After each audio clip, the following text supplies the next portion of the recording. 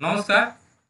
এর আগের একটি ভিডিওতে বলেছিলাম যে 15ই জুলাই 2024 অথবা 17ই জুলাইয়ের মধ্যে ডাটা মাইগ্রেশন ঐক্যশ্রী স্কলারশিপ পোর্টালে শুরু হয়ে যাবে। তো অলরেডি এটা শুরু হয়ে গেছে 15 তারিখ। এর আগে যারা লগ ইন করেছেন 15 তারিখের আগে ইনস্টিটিউট লগ ইন করেছেন তারা দেখতে পাবেন যে পোর্টালে কিছুই ছিল না, নতুনভাবে আবার 15 তারিখ থেকে শুরু হয়েছে 2024-25 সেশনের জন্য। তো এইটা কিভাবে আপনারা বুঝবেন বা কিভাবে পাবেন pending verification list, renewal list, এটাকে কম্পিউটার ভাষায় ডাটা বলা হয়। তো যাই হোক, এটা চলে এসছে আপনাদের নিজের নিজের ইনস্টিটিউট লগ ইনে। তো দেখিয়ে দিচ্ছি কিভাবে দেখতে পাবেন।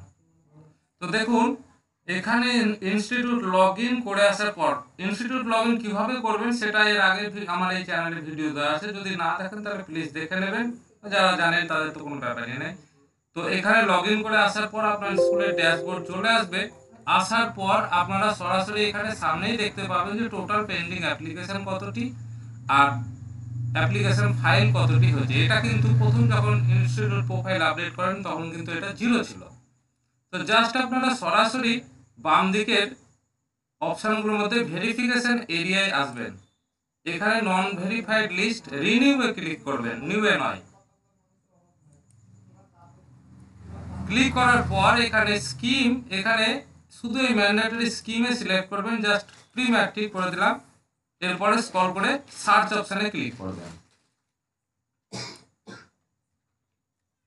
সার্চ অপশানে ক্লিক করার পর জাস্ট সার্চে ক্লিক করার পর এরকমই আপনাদের ডাটাগুলো বা নামগুলো চলে আসবে, কারা কারা এলিজেবল রিনিউয়ের জন্য 2024-25 সেশনে। জাস্ট এখানে ভেরিফাই অপশান থাকে, কিভাবে ভেরিফাই অপশান আছে, কিভাবে করবেন এটা পরের ভিডিওতে জানাবো।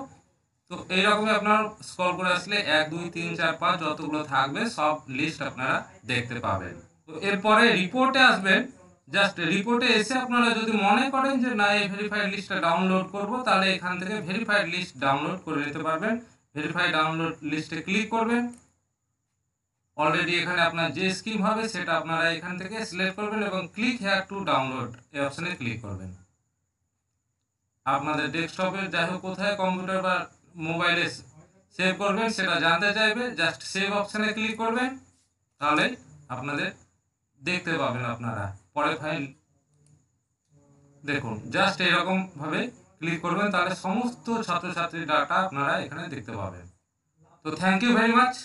আপনারা ভিডিও দেখার পর আশা করছি সহজে আপনাদের ইনস্টিটিউট লগ ইন থেকে পেন্ডিং লিস্টের ডাটা পেয়ে যাবেন।